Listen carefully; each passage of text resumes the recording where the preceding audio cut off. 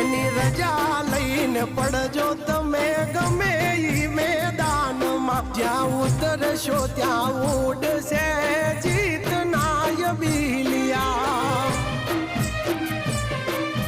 તમે હાચવજો ધર્મ ઘરના યુમરાનું, કોઈ દી નહીં પડે આશે ઊનું યાવડું.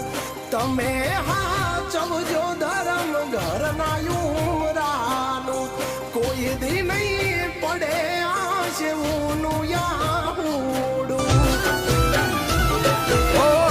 એક શમશાનમાં સુંદર વાક્ય લખ્યું હતું કે કોઈકને ફરિયાદ શું કરવી સાહેબ. તારી દુનિયા એમ કહેતી હતી ને જિંદગી નહીં